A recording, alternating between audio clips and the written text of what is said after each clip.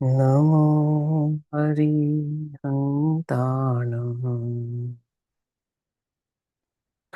नमो सिद्धाणं नमो आयर्याणम् नमो अध्यायाणम् नमो लोये सर्वसाहूणम्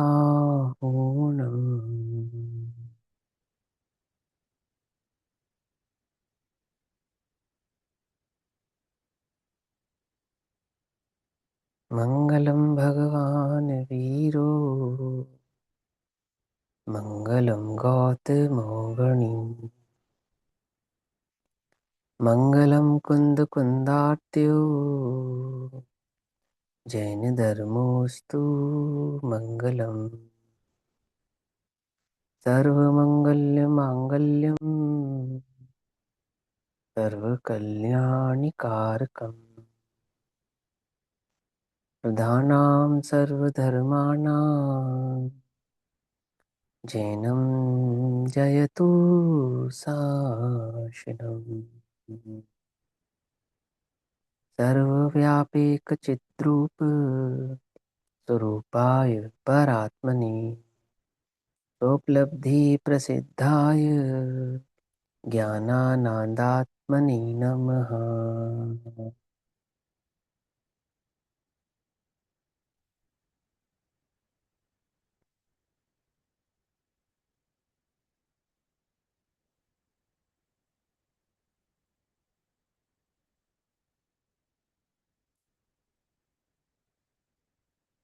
हमारे दोपहर कालीन स्वाध्याय का विषय चल रहा है आचार्य भगवान श्री कुंद कुंद देव द्वारा रचित श्री प्रवचन सारजी परमागम। श्री प्रवचन सारजी परमागम का स्वाध्याय हम सभी आचार्य अमृतचंद्र देव द्वारा रचित तत्व प्रदीपिका तथा आचार्य जयसेन देव द्वारा रचित तात्पर्य वृत्ति टीका के आधार से कर रहे हैं।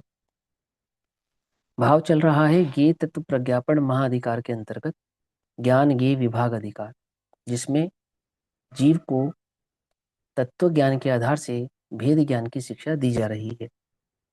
अर्थात वह चैतन्य भगवान आत्मा अपने ही स्वभाव स्वभाव स्वभाव और विभाव स्वभाव ऐसे दोनों ही स्वरूप का कर्ता होने से, पर पदार्थ का कर्ता नहीं होने से, पर के द्वारा नहीं किया जाने वाला होने से अपने परिणाम का कर्ता स्वयं होकर संसार में परिभ्रमण करता है और अपने स्वरूप को जानकर अपने उपयोगों को स्वभाव में लगाकर स्वयं ही मुक्त भाव को प्राप्त होता है।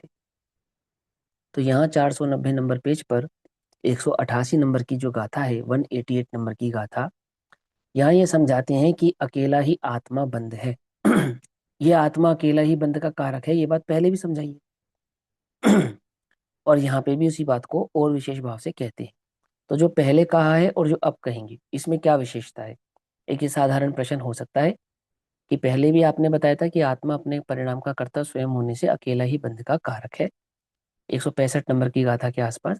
और यहाँ आप फिर से यही बात कहते हैं 175 नंबर की गाथा के आसपास। तो यहाँ कहते हैं कि देखो भाई, इस गाथा का जो भाव है ना समझने का, जो इसकी टीका समझने का परिणाम है वो समझना। यहाँ आचार्य देव समझाना चाहते हैं अभेद सो शुद्ध और भेद सो अशुद्ध। क्या कहा?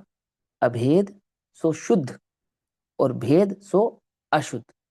तो जो एक द्रव्य है वो अपने द्रव्य गुण और पर्याय भाव के साथ भेद है या अभेद है? तो कहते हैं द्रव्य गुण पर्याय के साथ अभेद भाव वाला है, ऐसा। ठीक है ना? क्योंकि पर्याय निराधार नहीं होती, गुण निराधार नहीं होते, वो द्रव्य के बिना नहीं हो सकते। द्रव्य के प्रदेश ही गुण और पर्याय के प्रदेश होते हैं, इसलिए कोई भी द्रव्य अपने द्रव्य गुण पर्याय के साथ अखंड भाव वाला होता है। एक बात। अब कहते हैं या होता है, ये दो बातें आपको समझनी है। दृष्टि के विषय में द्रव्य में पर्याय नहीं होती ऐसा कहते हैं, और प्रमाण के विषय में द्रव्य गुण पर्याय एक एक ही होते हैं, अखंड ही होते हैं ऐसा होता है, कहते नहीं है। ये बात समझो आप। ठीक? वहां पर्याय द्रव्य में पर्याय नहीं है तो क्या वास्तव में नहीं है? अपेक्षाकृत बात है वो। द्रव्य में पर्याय कभी ना हो ऐसा होता नहीं, और पर्याय द्रव्य के बिना हो जाए ऐसा होता नहीं। वहां तो पर्याय दृष्टि छुड़ाने के लिए ऐसा कहते हैं, और यहाँ यहाँ तो द्रव्य का स्वरूप समझा रहे हैं कि द्रव्य ऐसा ही है, द्रव्य गुण पर्याय भाव वाला ही है। ठीक। अब इसमें कथनचित भेद और कथनचित अभेद ये दोनों भाव लगते हैं। तो यहाँ कहते हैं कथनचित भेद और कथनचित अभेद, ऐसा भेदा भेद होता हुआ भी द्रव्य तो एक ही है, और जो एक है वह शुद्ध है। तो कहते हैं कि द्रव्य में अगर विकारी पर्याय होंगी तो बोले तो भी द्रव्य शुद्ध ही कहलाएगा, क्योंकि शुद्धता का पैमाना विकार और अविकार नहीं, अपितु द्वैत और अद्वैत है। क्या कहा? शुद्धता का पैमाना क्या नहीं है? विकार और अविकार नहीं, परंतु क्या? द्वैत और अद्वैत है। उदाहरण के तौर पे समझो आप। देखो, लोहा होता है ना, लोहा वो भी एक धातु होता है, और स्वर्ण वो भी एक धातु होती है। तो लोहा भी धातु है और स्वर्ण भी धातु है। ऐसा होने पर भी लोह को तो कहते हैं विकारी धातु। समझना, धातु विज्ञान जो होता है ना, केमिस्ट्री, इसको हिंदी में कहते हैं, केमिस्ट्री का एक पार्ट होता है धातु विज्ञान। आप थोड़ा उसको सर्च करोगे तो कुछ समझ में आ जाएगा। मैं तो उदाहरण समझा रहा हूँ, उदाहरण समझ लो आप। तो लोहे की धातु को तो कहते हैं विकारी, या ये कहते हैं लंगड़ा। वहां शब्द है लंगड़ा, लंगड़ी धातु। ठीक। और स्वर्ण को कहते हैं स्वस्थ धातु। क्या कहते हैं? स्वस्थ धातु। अब प्रश्न, जो लंगड़ी धातु होती है लोहा, क्या वह शुद्ध नहीं होता? बोलो, शुद्ध लोहा नहीं होता क्या? होता है। अब धातु की अपेक्षा से, स्वर्ण की अपेक्षा से लोहे को विकारी या लंगड़ा ऐसा कहा जाता है, विकारी धातु कहा जाता है। ऐसा होने पर भी यदि सिर्फ लोह को देखा जाए तो लोहा शुद्ध या अशुद्ध ऐसे भाव वाला नहीं होता। होता है ना, कि लोहे में मिलावट हो जावे या जंग लग जावे या कुछ अन्य बात हो जावे तो उसको अशुद्ध भी कहते हैं, है ना? आपको मालूम, जो शुद्ध लोहा होता है ना, प्योर, उसमें जंग नहीं लगता। मालूम है ये बात? नहीं मालूम? नहीं मालूम ना, हाँ। जो प्योर लोहा होगा, प्योर, उसमें जंग नहीं लगेगी। जंग किस लोहे में लगती है? जो इम्प्योर होता है, जिसकी प्योरिटी का पैमाना कम होता है। जैसे जैसे स्वर्ण होता है ना, स्वर्ण में 24 कैरेट, 22 कैरेट, 20 कैरेट, 18 कैरेट ऐसे कैरेट होते हैं ना। तो 24 कैरेट स्वर्ण क्या होता है? प्योर होता है। ऐसे जो प्योरेस्ट फॉर्म होती है लोहे की, उसमें क्या नहीं लगता? उसमें जंग नहीं लगता। इसका एक उदाहरण देखो, दिल्ली में कुतुब मीनार है, तो कुतुब मीनार में एक कीर्ति स्तंभ है लोहे का, वो रस्ट फ्री है, उसमें जंग नहीं लगती। क्यों? उसका कारण यह है, एल्केमिस्ट जो केमिस्ट होते हैं वो यही समझाते हैं, ये प्योरेस्ट फॉर्म में है। जब लोहा प्योरेस्ट फॉर्म में होता है तब उसमें क्या नहीं लगती? उसमें जंग नहीं लगती। आती है बात समझ में नहीं आती? अब वो तो हो गया धातु विज्ञान, वो तो धातु विज्ञान की बात है। मुझे यहाँ कुछ और बात समझानी है। क्या समझानी है? मैं ये समझाना चाहता हूँ, आचार्य कहते हैं द्रव्य की पर्याय विकारी है या अविकारी है, इसको एक साइड में कर दो। द्रव्य अकेला है या नहीं है, ये बतलाओ। तो कहते हैं द्रव्य अकेला है, एक है। तो द्रव्य अपने द्रव्य गुण पर्याय भाव के साथ रहता हुआ एक है, तो वह शुद्ध ही जानो। चाहे विकारी हो तो भी शुद्ध जानो, चाहे अविकारी हो तो भी शुद्ध जानो, पर्याय की अपेक्षा से हो। द्रव्य को पर्याय की अपेक्षा से विकारी और पर्याय की अपेक्षा से अविकारी ऐसी संज्ञा प्राप्त तो है, उनका निषेध नहीं कर रहे। परंतु द्रव्यार्थिक न्याय का विषय जो द्रव्य है, वो अपने द्रव्य गुण पर्यायों के साथ परिणमता हुआ, चाहे विकारी अवस्था में हो चाहे अविकारी अवस्था में हो, वह अकेला है, और अकेला है तो सदैव शुद्ध ही है। ऐसा। तो ये गाथा समझाती है कि अकेला ही बंधु को प्राप्त होता है, अर्थात विकारी भाव को परिणमता हुआ वह द्रव्य शुद्ध भाव से, शुद्ध भाव से अर्थात अकेला ही, अकेला ही अपने बंध भाव रूप परिणमन का करता है, किसी अन्य के द्वारा किया गया हो ऐसा नहीं है। ये गाथा का मर्म है। हाँ, अब मोहित भैया कुछ पूछना चाह रहे थे, आप बोलो क्या कह रहे थे। अनम्यूट करके बोलो, हमें सुनाई नहीं दे रहा। हाँ। ये वाली बात कही ना वो, चलो कोई बात नहीं, उसका यहाँ पे प्रसंग नहीं है, लेकिन वो ऐसा हाँ। ऐसा नहीं है, हाँ। वहाँ कुछ और चीज है। वो एक्चुअल में अच्छा। प्योरेस्ट फॉर्म जो आयरन होती है ना, उसमें हाँ। रस्टिंग तो होती है, बट वो बहुत हम्म। स्लो रस्टिंग होती है। हाँ, और ऐसा जो होता हो। हाँ ठीक है, वो तो उदाहरण था। हाँ ठीक है, वो तो उदाहरण था, जो तो मुझे, मैं तो कह ही रहा था कि वो केमिस्ट वगैरह लोग कहते हो, समझ लेना। तो उदाहरण के तौर पे मैंने कि वो प्योरेस्ट फॉर्म इन सेंस की प्योरिटी। तो जब द्रव्य अपने द्रव्य गुण पर्याय के साथ रहेगा तो कैसा रहेगा, कि द्रव्य अपने द्रव्य गुण पर्याय के साथ रहता हुआ अकेला होता हुआ शुद्ध ही होता है, पर्याय चाहे अशुद्ध हो तो भी। ऐसा। तो यहाँ क्या कहते हैं 188 नंबर की गाथा में यहाँ यही बात समझाते हैं, कहते हैं कि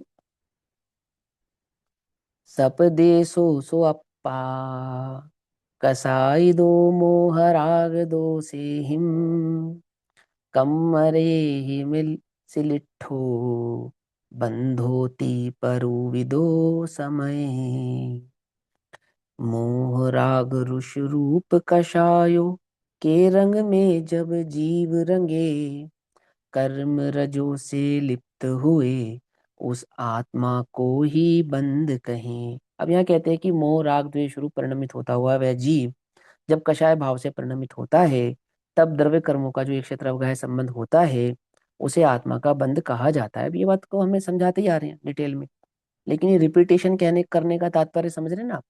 ये वस्तु का वैभाव स्वरूप आपको भली प्रकार से समझ में आना चाहिए। इस जीव ने अनादि से अपनी कमी को, अपनी गलती को नहीं माना, हमेशा अपनी गलती किस पे डाली है? हमेशा अपनी गलती दूसरे पे डाली है। कभी तो कहता है मेरे परिणमन का कर्ता भगवान है, तो कभी कहता है मेरे परिणमन का कर्ता कर्म है, और कभी कहता है मैं तो परिणमता ही नहीं, पर्याय परिणमती है। समझना, उल्टा नहीं पकड़ना, है ना? तो वह तो बात बिल्कुल ठीक है कि मैं परिणमता नहीं, पर्याय परिणमती है, और पर्याय का परिणमने का कारक मैं नहीं हूँ दृष्टि के विषय में, ये बात बिल्कुल ठीक है, इसका इसका निषेध नहीं कर रहे। परंतु वास्तव में वस्तु स्थिति द्रव्य की जो है वह क्या है कि द्रव्य अपने द्रव्य गुण पर्यायों के साथ अखंडित एक होता हुआ अपने पर्याय रूपी प्रणमन का कर्ता स्वयं ही होता है, और उसकी उस पर्याय का कर्ता कोई अन्य जगत में द्रव्य हो ऐसा नहीं है। ऐसा यह भाव समझा रहे हैं। अब आचार्य अमरचंद्र देव ने इस पर टीका करी, और टीका के माध्यम से उन्होंने समझाया कि देखो भाई, कपड़े में रंग में रंगित होने की, कलरफुल होने की जो शक्ति है वो कपड़े की अपनी है, और कपड़ा अपने भाव से ही फिटकरी, लौंद, रंग आदि का निमित्त पाकर रंग भाव रूप परिणमित होता है।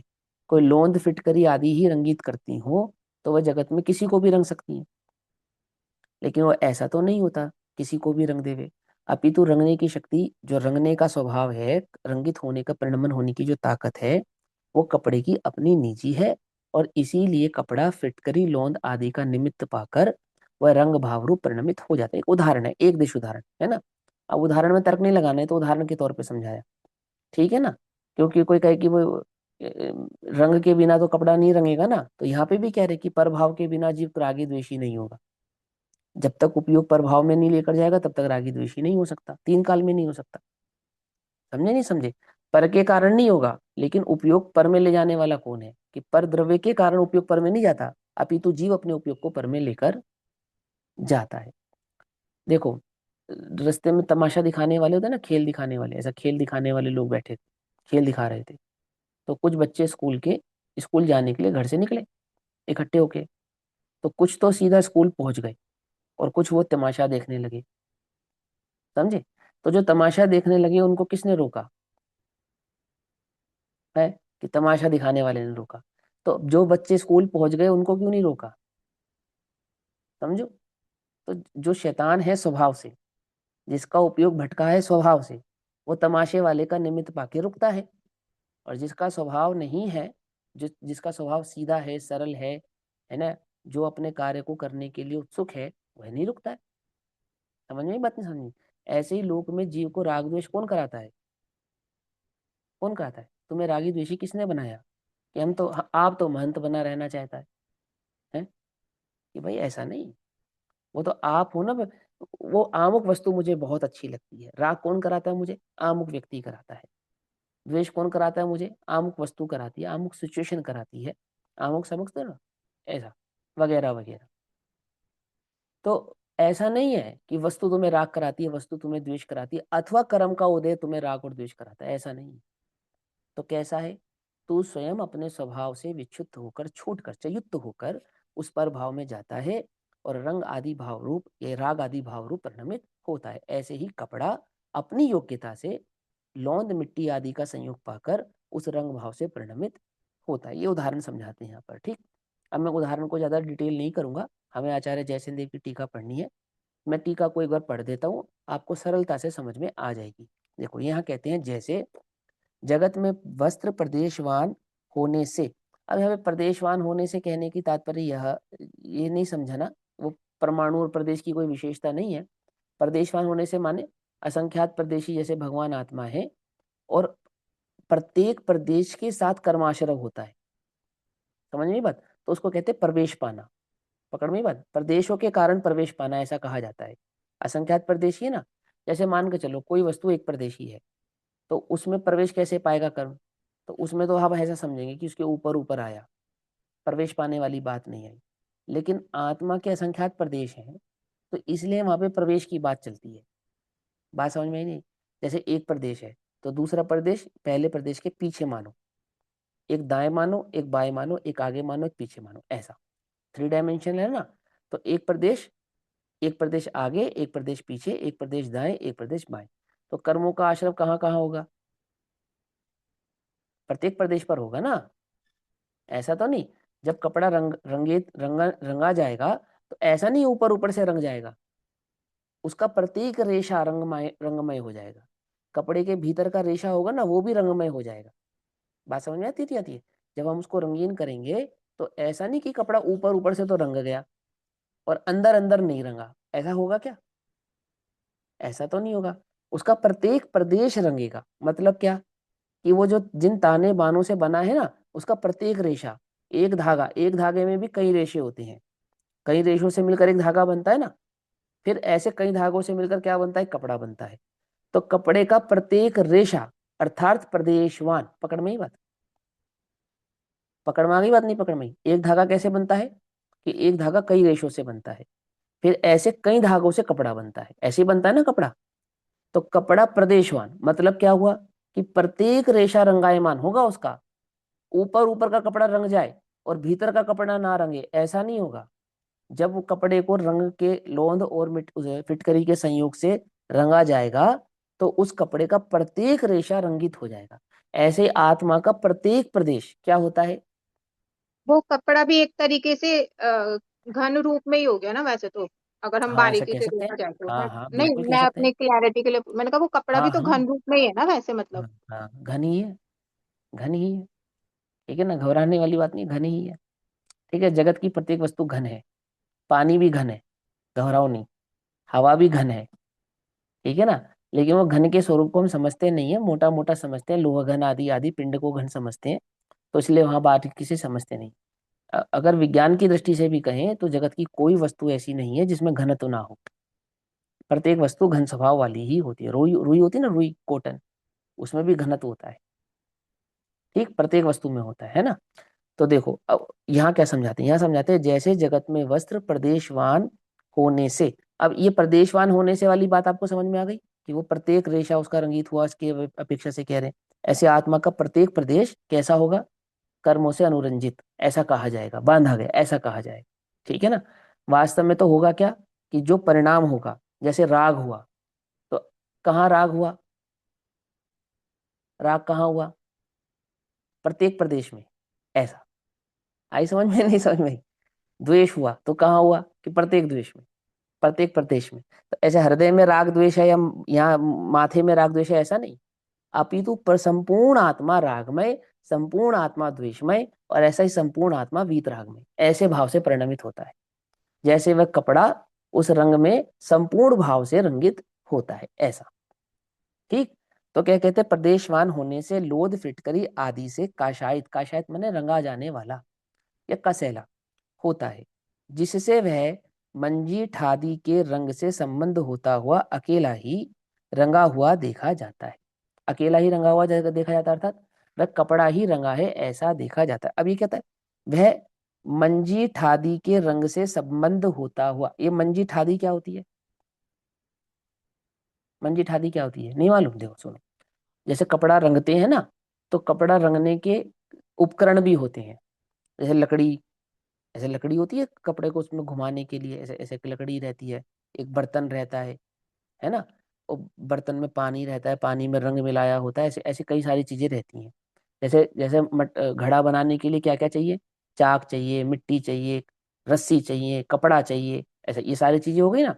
तो ऐसी बहुत सारी चीजें होती है। इसमें मंजी ठादी मैंने उसके उपकरण का नाम है, मंजी ठादी। तो कितने सारे उपकरण होते हैं, साबुन भी होता है, बहुत सारी चीजें, दो चार तरह की चीजें होती है। तो सब रंग जाती होंगी कि सब नहीं रंगती? क्या रंगता है? कपड़ा रंगता है। पकड़ में ही बात। वो लकड़ी डालता है ना उसके अंदर, वो कपड़ लकड़ी नहीं रंगती, लकड़ी पे रंग लगा हुआ दिखाई तो देता है, पर लकड़ी प्रदेश की तरह नहीं रंगायमान होती। मेरी बात समझना, जैसे रंग में मैंने ये पेंसिल डुबोई तो ऊपर ऊपर से तो रंगित हो जाएगी, अंदर से रंगायमान नहीं होगी।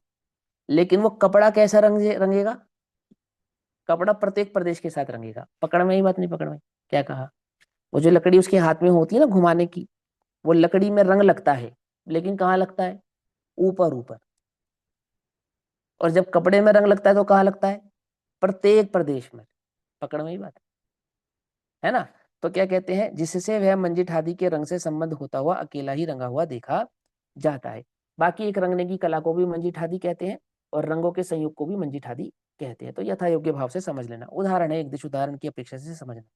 इसी प्रकार आत्मा भी प्रदेशवान होने से यथाकाल, यथाकाल अर्थात जिस समय जो जैसी योग्यता होती है, जिस भाव रूप परिणमन होता है, यथाकाल मोह राग द्वेष के द्वारा काशायित अर्थात मोह राग द्वेष रूप परिणमित होता हुआ, काशायित माने रंगा हुआ। किससे रंगा हुआ, अपने ही द्वारा किए गए मोह राग द्वेष से रंगा हुआ। तो कहते हैं मलिन रंगा हुआ होने से,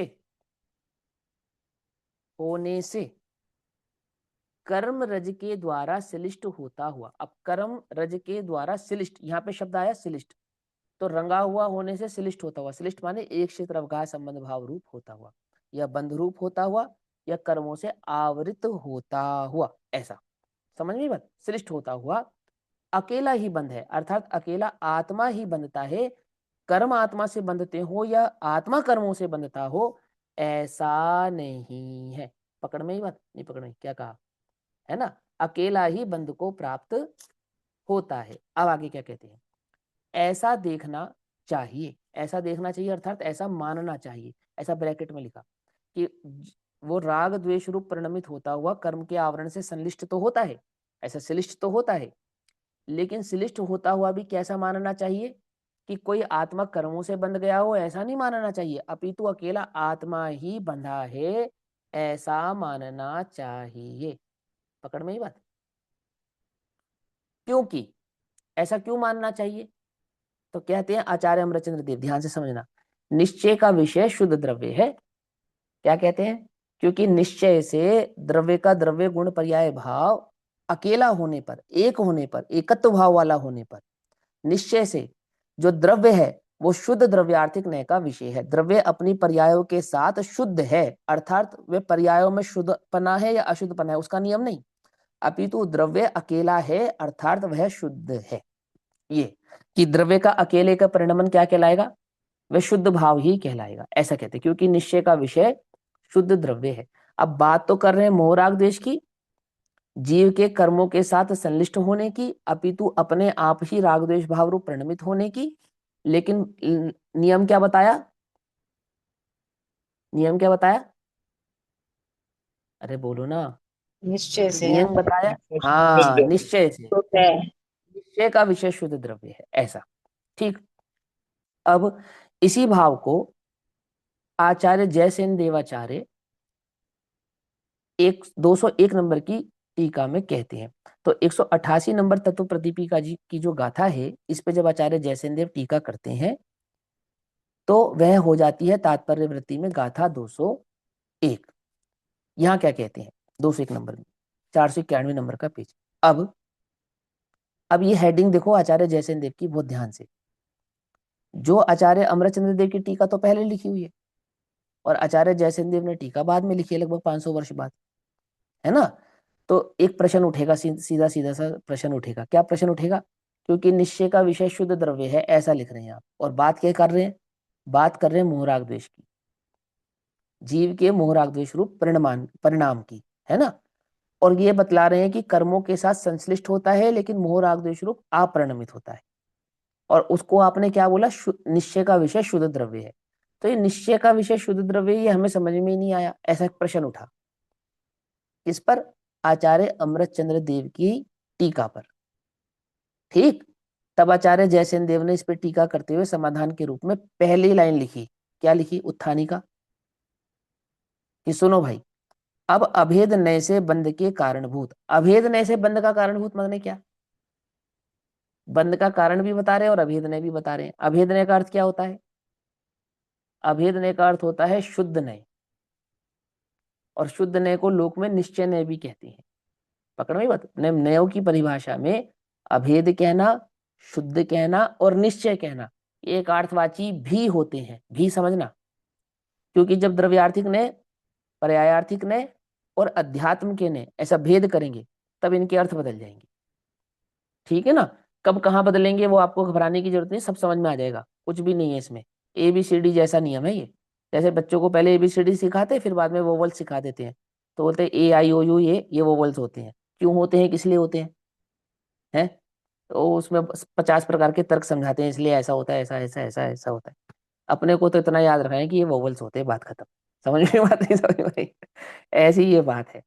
तो कहते हैं देखो, द्रव्यार्थिक ने, अभेद ने, शुद्ध ने और निश्चय ने, ये क्या हो जाते हैं? एकार्थवाची होते हैं। ठीक। तो यहाँ कहते हैं कि अब अभेद नय से बंध के कारणभूत, बात तो कहेंगे अभेद नय की अपेक्षा से। अभेद का मतलब हो गया एक द्रव्य। अब उस एक द्रव्य की जब हम बंध की बात कहेंगे, क्योंकि नियम क्या कहता है, एक द्रव्य दूसरे से कभी बंध नहीं सकता, नियम तो ये कहता है। और 6 द्रव्य हैं, और 6 द्रव्यों में भी जो बंध की कथा है वो 2 द्रव्यों के बीच में है, एक जीव और एक पुद्गल। 4 द्रव्य तो बिल्कुल शुद्ध भाव से खड़े हैं ना, उनके साथ तो कोई लड़ाई झगड़ा है ही नहीं। एक जीव और पुद्गल का झगड़ा चल रहा है अनादि से।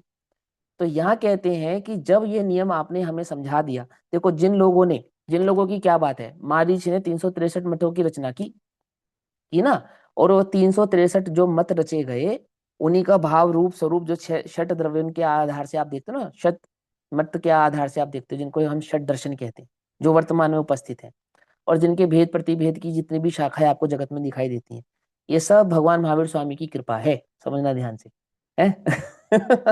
लेकिन भगवान महावीर स्वामी की पर्याय की नहीं, वो महाराज की पर्याय की कृपा है। हाँ, महावीर की नहीं, मारिच की है। हाँ, महाराज की कृपा है तो द्रव्य तो वही ना, अभी अभेद द्रव्य की बात चल रही है ना, इसलिए मैंने कहा भगवान महावीर स्वामी की कृपा है। ठीक है ना? कि अभेद है ना, मारीच और महावीर अभेद है। कौन से नए से? अभेद नए से। पकड़ में, बात नहीं पकड़ में? तो ये उनकी कृपा है। अब यहाँ वस्तु स्वरूप कैसे कैसे उन्होंने मोल्ड किया, मोल्ड करना समझना। वही कहते हैं कि देखो भाई, एक द्रव्य दूसरे द्रव्य से कभी बंधता है? बोलो, नहीं बनता। ये बात पक्की है, एकदम पक्की बात है ना? और ये तो जैन दर्शन का नियम है। तो जीव कभी पुद्गल से बंधेगा? कि कभी नहीं बंधेगा। तो जीव ऐसा क्या करे कि पुद्गल से बंध जाए? कि कुछ भी कर ले वो पुद्गल से नहीं बन सकता, ये तो नियम है ना। और कर्म संतति नाम किसका है? पुद्गल का। पकड़ना ध्यान से, कर्म संतति नाम किसका है? पुद्गल का। तो जो द्रव्य कर्म में मान के चलो ज्ञानावरण आदि कर्म का उदय आया, ज्ञानावरण, तो ज्ञानावरण कर्म का उदय कहाँ आया? जीव में आया, पुद्गल में आया? पुद्गल में आया। और जीव, जीव तो शुद्ध है। तो क्या नियम बनाया उन्होंने कि इस जगत में जो भी होता है वो माया करती है, और जीव सदैव सदैव शुद्ध रहता है। कुछ समझ में आई बात? नहीं समझे? ये जो खड़ा है ना सांख्यमति, वो इस सिद्धांत से खड़ा है, अभेदने के सिद्धांत से। वो कहता है कि राग होता है, द्वेष होता है, मिथ्यात्व होता है, इसका हम निषेध नहीं कर रहे। जिसको हम मिथ्यात्व कहते हैं ना, उसको वो अविद्या कहते हैं, अविद्या नाम है उसका। ठीक, होती है, राग होता है, द्वेष होता है, मोह होता है, विकार होता है, हाँ होता है ना। लेकिन करता कौन है? करता कौन है? तो कहते हैं वो पुद्गल करता है, उसको नाम देते हैं माया। माया करती है कैसे? बोले अच्छा एक बार बताओ, ज्ञानावरणादि कर्म का उदय तो ना हो और जीव को ज्ञानावरण हो जाए, क्या ऐसा संभव है? बोलो। ये जैनियों से पूछते हैं वो, और एक जैनी ऐसा नहीं कह सकता कि हाँ ऐसा संभव है, क्योंकि सब कहेंगे कि हाँ भाई बात तो बिल्कुल ठीक है। कि जीव क्रोध करे और क्रोध प्रकृति का उदय ना हो, ऐसा तो 3 काल में नहीं होता। पकड़ में बात? ये तो नियम है कि जब जब जीव को विकार होगा तब तब वहां कर्म का उदय निमित्त रूप से नियामक भाव से उपस्थित होगा ही होगा। तो आप हमें ये बताओ कि आवरण दशा जीव की है या पुद्गल की है? बोले आवरण नाम तो पुद्गल का है। तो वो पुद्गल का हुआ ना, जीव का कहाँ हुआ? जीव तो शुद्ध था, है और रहता है। जो कुछ करती है माया ही करती है। अब जो अपने यहाँ का निश्चयभाषी है, जिसने सांख्य मत को तो कर दिया अस्वीकार और कहता है अपने को जैन, लेकिन मान्यता क्या रखता है? मान्यता वो सांख्यमति वाली रखता है। समझ नहीं बात। तब उसको आचार्य जयसेन देव क्या कहते हैं, आचार्य अमृत चंद्र देव क्या कहते हैं, हे सांख्यमति जैन, ऐसा ऐसा कहते नहीं कहते, समय सार में क्या क्या कह के संबोधन दिया उन्होंने उसको, हे सांख्यमति जैन। किसको, निश्चयभाषी को। क्यों, क्योंकि अपने यहाँ का जो दृष्टि का विषय है, यानी अभेद नय का जो विषय है, और सांख्यमति का जो सिद्धांत है वो कैसा है, एक जैसा है। एक जैसा है, एक नहीं है, सुन लो ध्यान से। हाँ, एक नहीं मान लेना, एक मानने में तो गड़बड़ है। इसमें तो बहुत अपराध खड़ा किया है, उसकी चर्चा बाद में करेंगे। देखो यहाँ क्या कहते हैं, यहाँ कहते हैं अब अभेद नय से बंध के कारणभूत, यानी अभेद नय से देखा जाए और एक द्रव्य में बंध भी स्वीकार किया जाए, तब तब क्या होता है, तब रागादि रूप परिणमित आत्मा ही बंध कहा गया है, ऐसा कहते हैं। यानी कि एक द्रव्य का परिणमन उस द्रव्य के अपने आधार से ही होता है, और द्रव्य अपने द्रव्य गुण पर्यायों के साथ कैसा होता है, अभेद होता है। ऐसे अभेद भाव से जब द्रव्य में राग द्वेष भाव रूप आत्मा में परिणाम होते हैं, तो उन राग द्वेष भाव रूप परिणाम का कर्ता कौन कहलाता है, आत्मा ही कहलाता है। और आत्मा अपने राग द्वेष भाव रूप परिणाम का कर्ता होने से अकेला ही बंध का कारक होता है। कोई अन्य द्रव्य के कारण में बंध भाव को प्राप्त हो जाए, ऐसा होता नहीं है। क्लियर हो गई बात। अब इस पे टीका करते हैं आचार्य जयसेन देव, समझाते हैं। देखो ये जो अभेद ने कहा ना यहाँ पे ऊपर शुद्ध द्रव्य कहा, ये यही बात चल रही है 188 और 189 कि शुद्ध निश्चय नय की अपेक्षा से आत्मा रागी द्वेषी है, जबकि वो अशुद्ध अशुद्ध का विषय होना चाहिए, शुद्ध का विषय नहीं होना चाहिए। तो इसका क्लियरिफिकेशन देंगे आचार्य जयसेन देव कि आपने उसको अशुद्ध न कहकर शुद्ध क्यों कहा, क्लियरिफिकेशन देंगे वो। ठीक, सुनो ध्यान से। यहाँ कहते हैं लोकाकाश प्रमाण असंख्यात प्रदेश पना होने से प्रथम तो सप्रदेश होता है। सबसे पहले तो वो सप्रदेशी होता है, कौन, आत्मा, जिस आत्मा के हम बंध की बात कर रहे हैं। और पुद्गल परमाणु कैसा होता है, वो एक प्रदेशी होता है ना। तो आत्मा के प्रत्येक प्रत्येक प्रदेश पर एक प्रदेशी जो पुद्गल परमाणु होता है स्वभाव से, और पुद्गल कारमान वर्गणा रूप असंख्यात प्रदेशी होता हुआ, समझना बहुत ध्यान से। और आत्मा के प्रत्येक प्रदेश के साथ संश्लेष भाव को प्राप्त होता है। पकड़ में बात, आत्मा के प्रत्येक प्रदेश के साथ संश्लेष भाव को प्राप्त होता है, इसको कहते हैं संश्लिष्ट संबंध। तो संश्लिष्ट संबंध तो क्या हो गया, दो द्रव्यों का संबंध हो गया, लेकिन दो द्रव्यों में बंध नहीं होता। संश्लिष्ट तो हुआ लेकिन बंध नहीं हुआ। पकड़ में ये बात नहीं, पकड़ में। तो कहते कि बंध कैसे होगा, कि आत्मा का जो राग द्वेष भाव है वही बंध है, और आत्मा उसी से बंधा है, जिस रूप परिणमित हुआ है उसी से बंधा है, अन्य से बंधा नहीं है। इसलिए ये प्रदेश वाली बात यहाँ पर आ रही है। तो सब प्रदेश होता है वह पूर्वोक्त लक्षण आत्मा पुनः किस विशेषता वाला है, और किस विशेषता वाला है वह आत्मा, कि कषाय से परिणमित, रंजित या रंगा हुआ। ठीक है ना, कषाय के परिणामों से रंजित या रंगा हुआ। किनके द्वारा कषाय से रंगा हुआ है, वो कैसे आत्मा कषायों से रंगायमान हो गया, तो कैसे हो गया। अब सांख्यमति तो कहता है कि आत्मा कषाय से कभी रंगायमान होता ही नहीं, हो सकता ही नहीं, हुआ ही नहीं। और सुनो, अपने यहाँ पे भी दृष्टि का विषय यही कहता है, यही कहता है। क्या कहता है, यदि उस चैतन्य भगवान आत्मा को, अपने चैतन्य भगवान आत्मा को जब मैं द्रव्य की दृष्टि से देखता हूँ, द्रव्य स्वभाव से देखता हूँ, तो मुझे इसमें कभी कषाय भाव हुआ हो ऐसा नजर आता ही नहीं है। हुआ था, बोलो, आत्मा कभी रागी हुआ था, कि 3 काल में आत्मा रागी हुआ नहीं था, हुआ नहीं है, होगा नहीं। हो जाए तो क्या होगा, द्रव्य का नाश हो जाएगा। समझ में बात, नहीं समझ में। तो ऐसे यहाँ उन्होंने कहा, क्या कहा, लेकिन यहाँ क्या कहते हैं, यहाँ तो कहते हैं कि किसके द्वारा कषाय से रंगा हुआ है, वह आत्मा जो रंगायमान भाव से नजर आ रहा है वो किसके द्वारा किया गया है।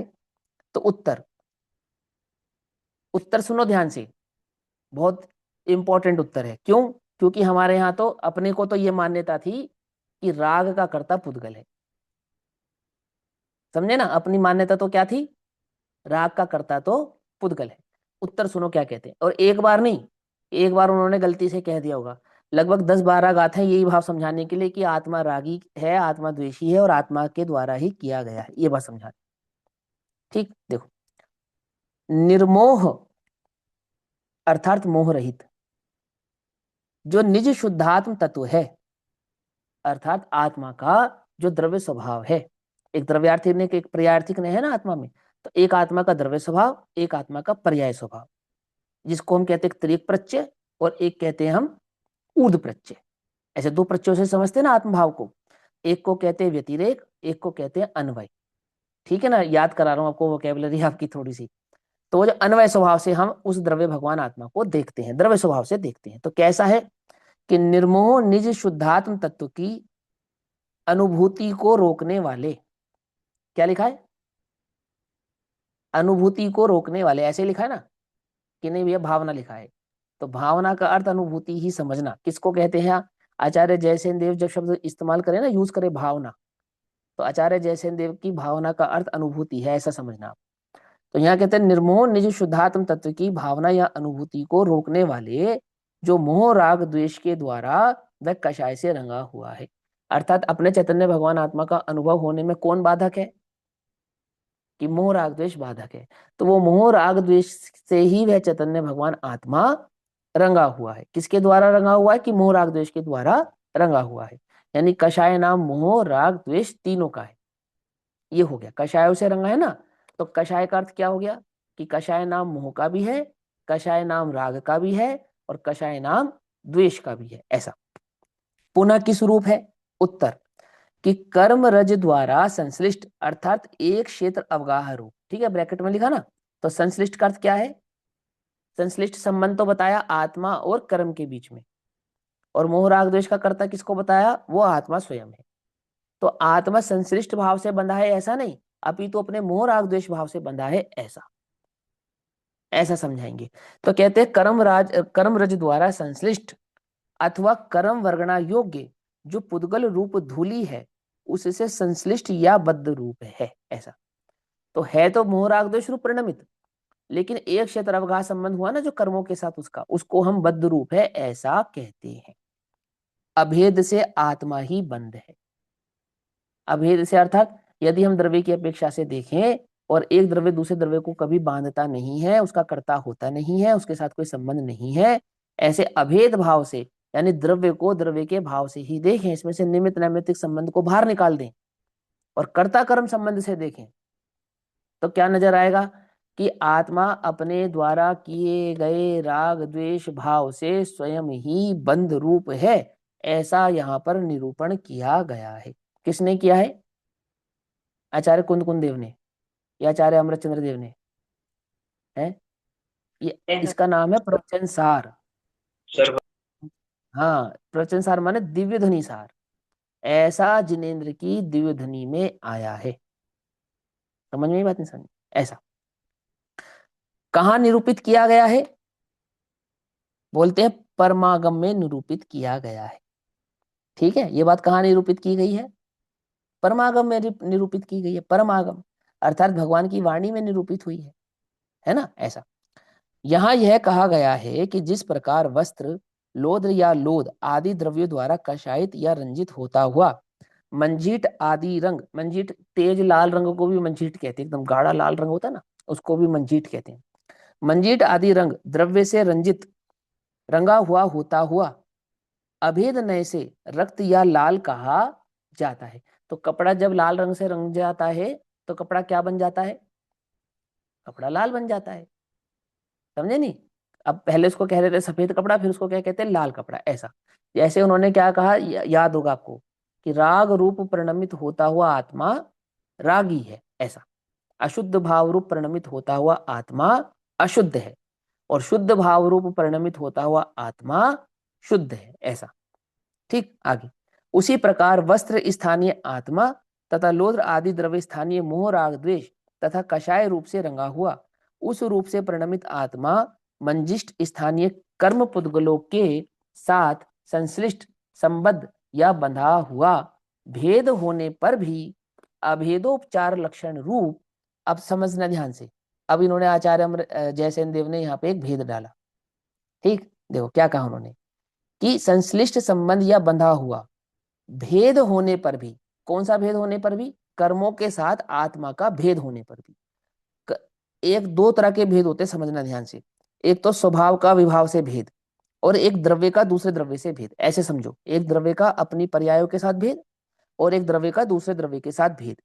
तो संश्लिष्ट या बंधा हुआ, तो यानी कि दो द्रव्यों की बात है, क्योंकि संश्लिष्ट संबंध किसके साथ माना हमने, द्रव्य कर्म का बंध आत्मा के साथ। ऐसा अभेद होने पर भी, तो दो द्रव्य कैसे हैं, दो द्रव्य तो भेदभाव वाले हैं। तो संश्लिष्ट यानी कि एक क्षेत्र अवगाह्य संबंध होने पर भी, भेद होने पर भी, अभेदोपचार लक्षण रूप, क्या कहा, अभेद उपचार लक्षण रूप असद्भूत व्यवहार से बंध ऐसा कहा जाता है। तो आत्मा कर्मों से बंधा है, ये कौन सा न्याय है, असद्भूत। असद्भूत माने सत्यार्थ नहीं है, उपचरित बात है। और अभेदोपचार अर्थात दो द्रव्यों में अभेद का उपचार कर दिया। तो क्या कह दिया, मानो आत्मा कर्म से बंधा है, अर्थात आत्मा कर्म रूप हुआ है। ऐसा ये बात उपचार से कही जाती है कि कर्मों के द्वारा आत्मा बंधा जाता है और कर्मों के द्वारा परिणमित कराया जाता है। यानी ये बात उपचरित हो जाती है कि तुम्हें मिथ्यात्व है तो किसके कारण, दर्शन मोहिनी कर्म के उदय के कारण, और तुम्हें राग है तो किसके कारण, कि चारित्र मोहिनी कर्म के उदय के कारण। ये उपचरित बात है, समझे नहीं समझे, ये व्यवहार की बात है जिसे तुम निश्चय की समझ रहे हो। ऐसा कह रहे हैं। किस कारण से बंध कहा जाता है, कि अशुद्ध द्रव्य के निरूपण के लिए। अब द्रव्य अशुद्ध होता है क्या, द्रव्य कभी अशुद्ध होता है क्या, द्रव्य तो कभी अशुद्ध नहीं होता, लेकिन द्रव्य के अशुद्ध भाव का निरूपण करना है। इसका निरूपण करना है, द्रव्य के अशुद्ध भाव का निरूपण करना है। तो क्या कहलाएगा वो, अशुद्ध द्रव्य का निरूपण। पकड़ में ही बात नहीं, पकड़ में। जब द्रव्य की अशुद्ध पर्यायों का निरूपण करना हो तो पर्याय नहीं परिणमती, द्रव्य ही परिणमता है। तो अशुद्ध पर्यायों से परिणमित होता हुआ द्रव्य क्या कहलाता है, अशुद्ध। तो क्या कहेंगे, अशुद्ध द्रव्य के निरूपण के लिए असद्भूत व्यवहार ने का विषय होने से वह बंध कहा जाता है। तो बतलानी तो है द्रव्य की अशुद्धता, और लेकिन उस द्रव्य की अशुद्धता को कैसे समझाते हैं, कि जैसे एक द्रव्य तो होता है शुद्ध और दो द्रव्य मिल जाते हैं तो क्या हो जाता है, अशुद्ध। देखो, एक होता है शुद्ध दूध और एक होता है मिलावटी दूध, अशुद्ध दूध। तो दूध अशुद्ध कैसे होता है, कि दूध में पानी मिलाओ तो अशुद्ध हो जाता है। अच्छा, शुद्ध दूध में शुद्ध पानी मिलाए, अटपैरा पानी, तब तो शुद्ध रहेगा ना दूध। गजब कर रहे हो, शुद्ध दूध और पानी भी शुद्ध, छना हुआ उबला हुआ बिल्कुल एकदम अटपैरा पानी, और छना हुआ उबला हुआ अटपैरा दूध 48 मिनट का, तो इन दोनों को मिलाएं तो शुद्ध कहलाएगा या अशुद्ध कहलाएगा, है अशुद्ध कहलाएगा। आई बात समझ में, न शुद्ध सोना और शुद्ध चांदी दोनों को मिला दिया जाए तो क्या कहलाएगा, अशुद्ध सोना कहलाएगा या शुद्ध सोना कहलाएगा, है कि भाई साहब हमने शुद्ध सोने में शुद्ध चांदी मिलाई है तो सोना कैसे अशुद्ध हो गया, कि भैया अशुद्ध कहलाएगा। आई समझ में। ऐसे ही द्रव्य तो कैसा है, द्रव्य तो अभेद है, शुद्ध है, लेकिन उस शुद्ध द्रव्य में अशुद्धता का भाव समझाने के लिए क्या नियम बना दिया, कि आत्मा कर्मों से बंधकर अशुद्ध होता है और कर्मों से छूटकर शुद्ध होता है। होता क्या है, होता तो यह है कि प्रत्येक द्रव्य अपने आधार से परिणमित होता है, अन्य के आधार से नहीं होता है। देखो क्या कहा यहाँ पर, अशुद्ध द्रव्य का निरूपण के लिए असद्भूत, जो सच में नहीं है, जिसकी सत्ता नहीं है, ऐसा जो व्यवहार नय है, ऐसे व्यवहार नय का विषय होने से वह बंध कहा जाता है, अर्थात आत्मा कर्मों से बंधा है ऐसा कहा जाता है। क्या समझाने के लिए, उस द्रव्य के अशुद्ध भाव को समझाने के लिए। जबकि शुद्ध नय से देखा जाए, अभेद नय से देखा जाए तो द्रव्य कभी अशुद्ध होता नहीं, अर्थात पर की संगति नहीं करता। अशुद्धता क्या है द्रव्य में, पर की संगति है ना, और स्वयं की संगति से देखने पर तो वह शुद्ध ही है, भले ही वह अशुद्ध पर्याय रूप परिणमित हो रहा है तो भी। आई बात समझ में। जैसे मैंने लोहे और सोने का उदाहरण दिया कि स्वर्ण की अपेक्षा से लोहे को कहलाती है लंगड़ी धातु, परंतु वह धातु अपने आप में तो क्या है, शुद्ध ही है। जैसे चांदी शुद्ध और सोना शुद्ध, और दोनों को मिला दे तो दोनों ही अशुद्ध। समझे नहीं समझे, चांदी भी अशुद्ध और सोना भी अशुद्ध। पकड़ में ही बात। ऐसे ही चेतना शुद्ध और पुद्गल शुद्ध, और दोनों का संयोग कर दे तो अशुद्ध। अभेद नय से देखने पर तो द्रव्य अशुद्ध यदि हुआ है तो अपनी पर्याय के परिणमन से तो हुआ है, परंतु द्रव्य कर्म के कारण नहीं हुआ है। और द्रव्य कर्म के कारण हुआ है ऐसा जो हम कहते हैं, ये क्या है, ये असद्भूत व्यवहार नय का विषय होने से उसे बंध यानी कि द्रव्य जीव कर्मों से बंधा है, ऐसा कहा जाता है। पकड़ में ही बात है ना। ये ध्यान से समझना। अब 189 नंबर की गाथा, 189 नंबर की गाथा यहाँ कहते हैं, अब निश्चय और व्यवहार का अविरोध बतलाते हैं। क्या अविरोध बतलाते हैं? कि झूठी बात क्यों कहते हो तुम, सच्ची सच्ची बात क्यों नहीं कहते, है ना। तो कहते हैं सुनो भाई, निश्चय का व्यवहार से और व्यवहार का निश्चय से कोई विरोध नहीं है, ये तो अविरोध बात है। तो कैसे है अविरोध, कैसे है? तो ये भाव यहाँ पर समझाते हैं 189 नंबर की गाथा में कि सुनो भाई, यहाँ कहते हैं, ऐसो बंध समासो जीवाणाम निश्चयेन निदिष्ठो अर्हन्ते हिम जदिणम व्यवहारो अनणहा भणिदो। अर्हंतों ने निश्चय ने से जीवों का बंधन संक्षेप, यही कहा है यतियों से है अन्य रूप व्यवहार कथन। है क्या अर्थ है इसका, क्या कहना चाहते हैं? वे कहते हैं अरहंत भगवान ने निश्चय से जीवों के बंधन का जो संक्षेप भाव समझा, शॉर्टकट में, थोड़ी बात में जो बात कही है, किससे कही है? यतियों से कही है, ऐसे कहते हैं ना। यही कहा है यतियों से। यतियों से क्यों कहा अरहंत भगवान ने, हमसे क्यों नहीं कहा है? देखो सुनो, जो दिव्य ध्वनि खिड़ती है ना, उसको झेलने की ताकत किसी में मानी जाती है? गणधर में। गणधर के बिना नहीं खिड़ती, गणधर के बिना नहीं खिड़ती। जबकि वहां पे मागधी जाति के देव होते हैं, जिनका काम होता है उस ओंकार को शब्द भाव से निरूपित करना, मतलब उसको परिणमित करना, सबकी अपनी अपनी भाषाओं में परिणमित करना। महाभाषा और लघु भाषा में वो तो उपस्थित होते हैं, लेकिन उससे कुछ नहीं होने वाला। दिव्य ध्वनि किसके लिए खिरी है? कि खिरी तो सारे जगत के कल्याण के लिए, पर कही जाती है गणधरों के लिए खिरी है, ऐसा। तो वहां पर उन्होंने कहा कि भगवान ने गणधरों से कहा है, यतियों से कहा है, ऐसा। ठीक है ना। तो वो तो भाव समझना बस, उसका कुछ ऐसा खास वाली बात नहीं है। प्रत्येक जीव जो कल्याण करना चाहता है उसके लिए कहा है, ऐसा। तो उन्होंने क्या कहा? यही कहा है यतियों से है अन्य रूप व्यवहार कथन, कि व्यवहार का जो कथन होता है वो निश्चय से अन्य होता है, अर्थात भिन्न भाव वाला होता है। यह पूर्वोक्त प्रकार से जीवों के बंध का संक्षेप निश्चय से अनंत भगवान ने यतियों को कहा है। कौन सा वाला? कि एक द्रव्य दूसरे द्रव्य से नहीं बंधता है, और प्रत्येक द्रव्य अपने राग द्वेष भाव रूप परिणमित होता ही बंध भाव को प्राप्त होता है निश्चय से। यह बात किसको कही है? जिनेन्द्र भगवान ने यतियों को वस्तु स्वरूप ऐसा ही कहा है। व्यवहार अन्य प्रकार से कहा है, व्यवहार भी कहा है ना भगवान ने, परंतु व्यवहार कैसा कहा है? कि व्यवहार अन्य प्रकार से कहा है, अन्य भाव से निरूपित करके कहा है। उदाहरण, ये गाथा का टीका पे आचार्य अमृतचंद्र देव कहते हैं कि राग परिणाम ही आत्मा का कर्म है। कौन कह रहा है? आचार्य अमृतचंद्र देव कह रहे हैं, जिन्होंने समय सार पे टीका लिखी है ना। समय सार को अमर करने वाली जो टीका है वो कौन है? आत्मख्याति। समझे? देखो, पंडित टोडरमल जी ने रहस्यपूर्ण चिट्ठी के अंत में लिखा कि वर्तमान में अध्यात्म भाव तो कहाँ है? आत्मख्याति टीका में। ऐसा ऐसा नहीं कहा उन्होंने समय सार में, समझना ध्यान से। समय सार भी तो कह सकते थे ना, लेकिन उन्होंने समय सार नहीं कहा, स्पेशल इंडिकेट किया किसमें है? आत्मख्याति टीका। माने समय सार की खाली गाथाओं को पढ़कर आप वो चीज नहीं समझ पाएंगे, अध्यात्म का जो रहस्य है उस आत्मख्याति टीका से आप जान पाएंगे। पकड़ में ही बात नहीं? पकड़ में। अब जैसे हमने गाथा पढ़ी, इस गाथा से हमें क्या अर्थ निकल कर आएगा अगर आचार्य अमरचंद्र देव की टीका ना हो तो? इसमें क्या कहा है? कि वो अन्य प्रकार से कहा है और वो यतियों से कहा है, लेकिन आचार्य अमरचंद्र देव टीका करें तो गाथा का मर्म समझ में आता है।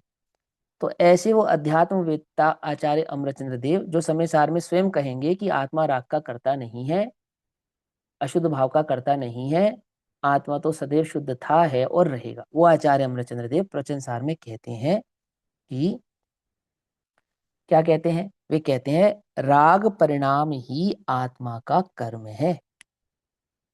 वैसे तो कहना चाहिए था परिणाम आत्मा का कर्म है, लेकिन उन्होंने क्या कहा? राग परिणाम आत्मा का कर्म है, और साथ में ही और लगा दिया।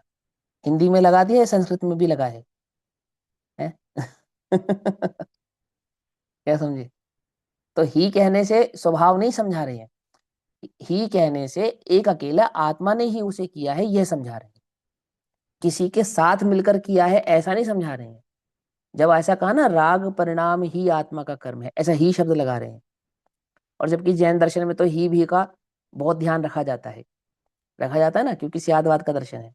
ही भी की कथा तो जैनियों ने ही पैदा की है लोक के अंदर, और तो किसी की देन ही नहीं है। ऐसा होने पर भी आचार्य अमरचंद्र देव ही शब्द कह रहे हैं। तो क्यों कह रहे हैं? वह ये समझाना चाहते हैं कि जब भी किसी द्रव्य में परिणमन होगा, उस द्रव्य के परिणमन का आधार वह द्रव्य स्वयं ही होगा, भले ही वो राग हो, है ना। वो किसी अन्य के साथ मिलकर राग पैदा करेगा ऐसा नहीं है। हाँ, ये स्वयं ही उपयोग की बहिर्मुखता से पैदा करेगा, ये बात पक्की है, कहलाएगा संयोगी भाव। लेकिन संयोग के कारण नहीं होगा। माने लोक में संयोगी भाव पर की दृष्टि करे बिना तो नहीं होगा, लेकिन पर के कारण है क्या? पर के कारण नहीं है। देखो फेमिनिज्म का जमाना है ना, आजकल लोग क्या तर्क देते हैं कि अच्छे कपड़े नहीं पहनती महिलाएं, इसके कारण विकार उत्पन्न नहीं होता। तो विकार किसके कारण उत्पन्न होता है? कि विकार तो मनुष्य के हृदय में, उसके दिमाग में पहले से ही मौजूद है ना। और वो तो किसी को भी देखकर विकारित हो जाता है, वो तो 6 महीने की बच्ची को भी देख के विकार हो जाता है। ऐसा कहती नहीं कहती? और बिल्कुल सटीक तर्क है।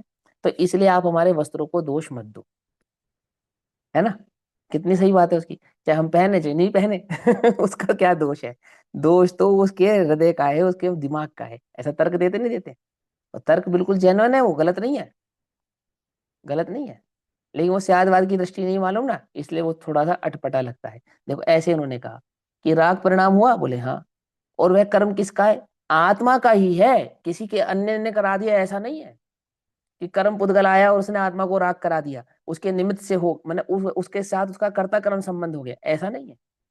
तो कहते हैं राग परिणाम ही आत्मा का कर्म है, और वही पुण्य पाप रूप द्वैत है। अर्थात राग के दो भेद हैं, एक पुण्य राग रूप, एक अपाप राग रूप। मैंने शुभ राग और अशुभ राग, वो हमें पिछली गाथा में आचार्य देव ने समझाया था। तो आत्मा राग परिणाम का ही करता है, उसी का ग्रहण करने वाला है, प्राप्त करने वाला है। ग्रहण करने वाला माने प्राप्त करने वाला है, और उसी का त्याग करने वाला है। अर्थात उस राग भाव को ही छोड़ेगा, ना तो पुद्गल द्रव्य को ग्रहण करेगा, ना बांधेगा, ना छोड़ेगा। जो आत्मा ने किया है, अपने किए हुए कार्य को ही छोड़ेगा। तो क्या किया है? राग किया है, राग को छोड़ेगा, ऐसा कह रहे। आई बात समझ में? नहीं समझ में? है ना। तो क्या कहते हैं? आत्मा राग परिणाम का ही करता है। अब वो राग शुभ रूप भी है और अशुभ रूप भी है, ये भी समझा दिया साथ में। क्योंकि लोक में ऐसी मान्यता है, अशुभ को तो सारी दुनिया राग मानती है, और शुभ को कोई दुनिया राग मानती नहीं है। जैसे मोह का लक्षण बताया था करुणा, करुणा मोह का लक्षण बनाया था ना। तो जो अगर आप किसी पे करुणा करो तो उसको दुनिया राग नहीं कहती है, समझे। और अपने लिए कुछ करो, अपने परिवार के लिए कुछ करो, अपने बच्चों के लिए कुछ करो, तो सारी दुनिया उसे राग कहती है, समझे। एक माँ अपने बच्चे के लिए भूखी सो जावे तो सारी दुनिया क्या कहती है? ओहो बहुत रागी है भैया। और कोई जीव, कोई माँ अन्य के बच्चे के लिए भूखी सो जावे, अपना भोजन अन्य को दे देवे, तब क्या कहती है? तब वो ये नहीं कहती रागी है, करुणा कहती कितनी धर्मात्मा है, दयावान है, करुणावान है, ऐसा कहती। वो भी राग है, आचार्य देव कह रहे हैं, समझना ध्यान से, कि सारी दुनिया अशुभ को तो राग मानती है, शुभ को राग नहीं मानती है। लेकिन राग शुभ भी होता है और अशुभ भी होता है, ऐसा। जिनेंद्र की भक्ति को राग नहीं मानती दुनिया, समझे नहीं समझे? लेकिन जैन दर्शन क्या कहता है कि वो प्रशस्त भी राग होता है, ऐसा। और वो दोनों कैसे हैं? कि वो दोनों बंध रूप है, और आत्मा दोनों का करने वाला है, और दोनों का ही त्याग करने वाला है, ऐसा।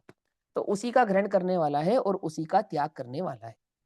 यह शुद्ध द्रव्य का निरूपण स्वरूप निश्चय नहीं है। पकड़ में ही बात। शुद्ध द्रव्य का निरूपण निश्चय क्या है? आचार्य अमरचंद्र देव ने स्वयं ही अपनी टीका में स्पष्टीकरण कर दिया कि एक द्रव्य अपने गुण पर्यायों के साथ परिणमित होता हुआ क्या कहलाता है? शुद्ध कहलाता है। और शुद्ध कब कहलाता है? कि शुद्ध पर्यायों के साथ नहीं। पहले लाइन क्या लिखी? राग परिणाम ही आत्मा का कर्म है, वह राग द्वैत भाव वाला है, आत्मा उसे ग्रहण करता है, उसी का त्याग करता है। और यह बात जो हम कह रहे हैं आपसे, माने उनका कहना है कि हम पूरे होश हवास में कह रहे हैं आपसे, क्या गलती से नहीं कह रहे हैं, कि राग रूप परिणमित होता हुआ आत्मा, ऐसा कहना ये शुद्ध निश्चय नय का कथन है, ऐसा कह रहे हैं। ये शुद्ध द्रव्य का निरूपण स्वरूप निश्चय नय है। क्या बन गया? यह शुद्ध निश्चय नय बन गया, नहीं बन गया? है ना। तो ये शुद्ध निश्चय नय का कथन है, ऐसा आचार्य अमरचंद्र देव क्या कर रहे, क्लेरिफिकेशन कर रहे हैं। ठीक, आगे सुनो। और जो पुद्गल परिणाम आत्मा का कर्म है, जो पुद्गल परिणाम आत्मा का कर्म कहा जाता है ऐसा, तो पुद्गल परिणाम आत्मा का कर्म है, वही पुण्य पाप रूप द्वैत है, और आत्मा पुद्गल परिणाम का करता है, उसका ग्रहण करने वाला है और उसका छोड़ने वाला है। ये क्या है, ये निश्चय नय नहीं है, ये व्यवहार नय है। समझिए बात। तो कहते हैं यह नय अशुद्ध द्रव्य का निरूपण स्वरूप व्यवहार नय है। आ गई बात समझ में। अशुद्ध द्रव्य का निरूपण व्यवहार नय क्यों हो गया ये, क्योंकि यहाँ पे जीव और पुद्गल दो द्रव्य मिलाए आपने। जब दो द्रव्य मिलाओगे तो द्रव्य क्या कहलाएगा, अशुद्ध हो जाएगा। अशुद्ध सो व्यवहार, शुद्ध सो निश्चय। आई समझ में बात, नहीं समझे, समझे। शुद्ध सो निश्चय, अशुद्ध सो व्यवहार। तो दो द्रव्यों को मिलाकर निरूपण करने वाला जो कथन होगा, एक तो वो अशुद्ध द्रव्य का कथन होगा, और ना कि सिर्फ अशुद्ध होगा, वो साथ में व्यवहार भी होगा। और एक ही द्रव्य की द्रव्य गुण पर्यायों के साथ अभेद भाव रूप से परिणति, भले ही राग रूप हो, भले ही द्वेष रूप हो, क्या कहलाएगी, क्योंकि वहां द्रव्य एक है, दो नहीं है, इसलिए तो द्रव्य हुआ शुद्ध, और ना कि सिर्फ शुद्ध हुआ, वह निश्चय भी हुआ। क्योंकि व्यवहार सो भेद, निश्चय सो अभेद। पकड़ में बात आई, बात समझ में नहीं समझ में, है ना। तो शुद्ध द्रव्य और निश्चय द्रव्य, तो शुद्ध निश्चय नय की अपेक्षा से आत्मा अपने राग द्वेष परिणाम आदि का क्या हो गया, कर्ता हो गया। अब ये अध्यात्म के नय में वो अशुद्ध निश्चय नय का कथन है, घबराना नहीं। यह बात भी आचार्य अमरचंद्र देव ने ही बताई है।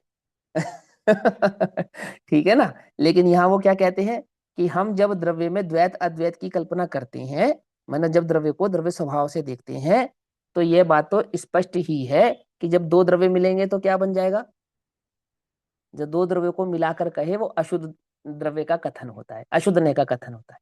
और अशुद्ध नय हमेशा व्यवहार ही होता है। और इसी बात का, ये जो लिखा ना अशुद्ध द्रव्य हमेशा व्यवहार होता है, इसी बात को तर्क बनाकर, तर्क बनाकर ये समझो बेस बनाकर, जब पंचाध्याय की टीका लिखी गई तो वहां 8 नयों में 7 नय को क्या बना दिया, व्यवहार। क्यों बना दिया, क्योंकि जब जब अशुद्ध होगा तब तक व्यवहार ही होगा। समझे नहीं समझे। और जब जब शुद्ध होगा तब तक निश्चय होगा। तो राग द्वेष की पर्याय भी वहां पे अशुद्ध होने के कारण वहां उन्होंने वो लॉजिक लगाया, तो वो व्यवहार के खाते में चली गई।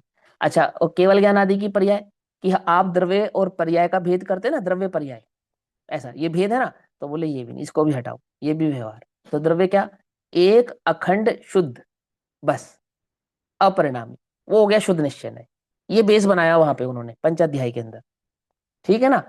तो ये तो ज्ञानी के हृदय को भी नय इसलिए कहते हैं कि वो उन नयों का प्रयोग किस हृदय से, किस भावना से करता है, उस भावना को समझाने की अपेक्षा से वक्ता के या ज्ञानी के हृदय को भी नय कहा जाता है।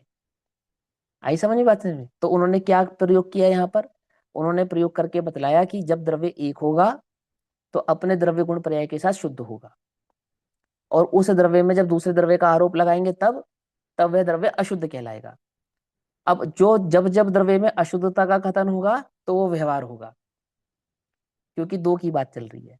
और जब जब अखंड का कथन होगा तो वो शुद्ध होगा, निश्चय होगा, सीधी सी बात। ठीक। तो प्रश्न ये उठाया कि यदि वो राग द्वेष भाव रूप परिणमित हो रहा है तो बोले तो भी शुद्ध निश्चय नहीं, और उसी समय उसको कर्मों से बंधा कह रहे हैं तो अशुद्ध द्रव्यार्थिक नहीं और अशुद्ध व्यवहार नहीं, ऐसा। ठीक है ना।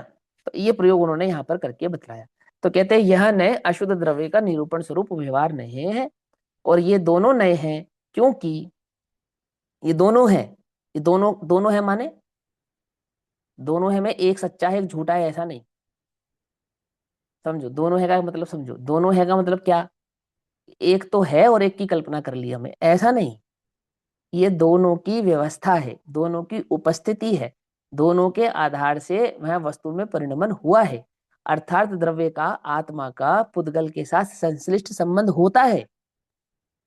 समझे नहीं समझे। और उसी समय वह द्रव्य आत्म द्रव्य पुद्गल से बांधा भी नहीं जाता है, ऐसा। ये दोनों बातें सच्ची हैं। उनका संश्लिष्ट संबंध होना यह भी सत्य है, और आत्मा पुद्गल के साथ नहीं बंधा है यह भी सत्य है। समझ नहीं बात। तो आपको, आप उसको किस अपेक्षा से देखते हैं उस पर डिपेंड करता है। जब जब आप मुंह में ऐसे थर्मामीटर लगाएंगे किसी रोगी को, बुखार वाले जीव को, तो तब तब थर्मामीटर में टेम्परेचर बढ़ेगा, ये बात सत्य है। लेकिन थर्मामीटर में जो बुखार है और रोगी का जो बुखार है, दोनों में भिन्नता है, यह बात भी सत्य है। आई बात समझ में नहीं?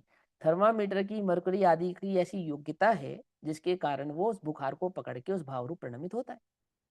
एक विशिष्ट प्रकार का ही तो होता है वो थर्मामीटर, या किसी चीज को भी थर्मामीटर बना सकते हैं। एक विशिष्ट प्रकरण है ना, एक विशिष्ट उपकरण है वो। तो विशिष्ट उपकरण के कारण उसकी योग्यता उसी में है, अन्य में नहीं है, अन्य में नहीं है। आई बात समझ में? आपको मालूम विज्ञान ने रिसर्च किया, क्या रिसर्च किया? आजकल डिजिटल थर्मामीटर आते ना, तो वो उतने कारगर नहीं माने जाते। और मर्क्यूरी का थर्मामीटर में क्या समस्या आ रही है? कि समस्या तो कुछ नहीं है, बस वो कहते हैं कि मर्क्यूरी का जो रिप्लेस करने वाला कोई दूसरा एलिमेंट है वो हमें मिलता नहीं है, और मर्क्यूरी अपने आप में थोड़ा सा डेंजरस है। अब मान के चलो किसी के मुंह में थर्मामीटर टूट जावे तो क्या होगा, है ना? तो उसका तो बेचारे का गड़बड़ हो जाएगा ना। और कुछ बाजार में मिसयूज भी होने लगा थर्मामीटर का, कि लोग थर्मामीटर तोड़ के उसका मरकरी जहर के रूप में प्रयोग करने लग गए थे, ऐसा। तो इसके कारण गवर्नमेंट ने उसको थोड़ा बैन किया और डिजिटल थर्मामीटर निकाला। लेकिन आप समझो उसका रिप्लेसमेंट नहीं आया ना, तो क्या समझाना चाहते हैं? कि वह योग्यता उसमें है, अन्य में नहीं है, ये समझा रहे। जैसे पेट्रोल का रिप्लेसमेंट नहीं हुआ, ऐसा उदाहरण है ये, एक दिश उदाहरण। तो ऐसा वे समझाते हैं, क्या समझाते हैं? कि ये जो दोनों हैं, ये दोनों हैं माने दोनों का अस्तित्व है। एक का तो अस्तित्व है और एक कल्पना है, ऐसा नहीं। संश्लिष्ट संबंध भी होता है और बंध भी नहीं होता है, ऐसा। ठीक। तो क्योंकि शुद्ध रूप और अशुद्ध रूप दोनों प्रकार से द्रव्य की प्रतीति की जाती है, अर्थात द्रव्य का भाव स्वभाव स्वरूप समझा जाता है, किंतु यहाँ निश्चय नए साधकतम उत्कृष्ट साधक होने से ग्रहण किया गया है। तो साधकतम उत्कृष्ट होने से माने प्योरेस्ट बात तो यही है कि द्रव्य अपने परिणामों का कर्ता स्वयं होने से किसी अन्य पर आरोपित मत करो, इसलिए अपने उपयोग को सारे जगत से हटा दो। साधकतम बात तो यही, उत्कृष्ट बात तो यही है, नीति तो यही कहती है, वस्तु स्वरूप तो ऐसा ही है।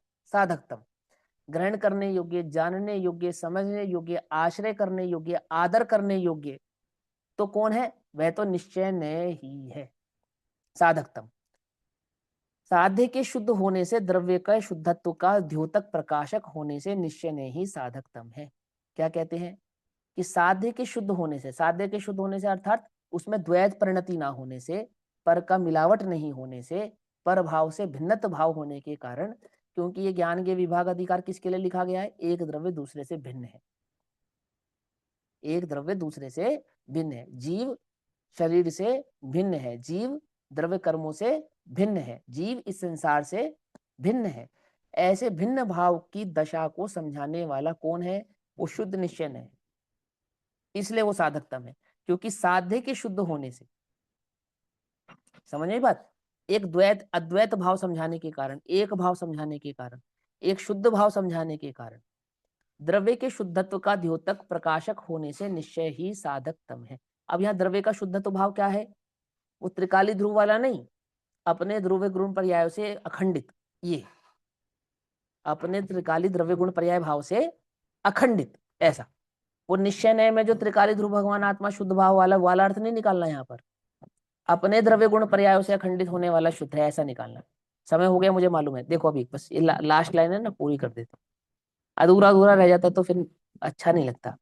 तो साध्य के शुद्ध होने से, द्रव्य के शुद्धत्व का द्योतक प्रकाशक होने से निश्चय ने ही साधकतम है, किंतु अशुद्धत्व का द्योतक व्यवहार ने साधकतम नहीं है। अर्थात दो द्रव्यों को मिलाकर जो बात करे वह साधकतम नहीं है, अपितु द्रव्य की भिन्नता की जो बात करे वही साधकतम है। इसलिए शुद्ध निश्चय से ये बात अपने को समझ में आनी चाहिए कि द्रव्य अपनी पर्यायों का कर्ता स्वयं ही होता है, कोई अन्य उसका कर्ता होता नहीं है ना?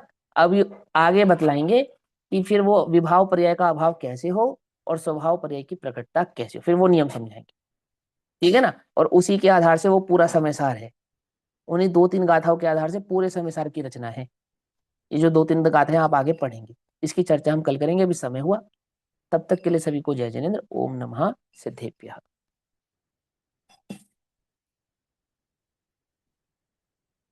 निज निधि निज में बताई, यह अनंत उपकार है। उसके लिए जिनवाणी माँ को वंदना।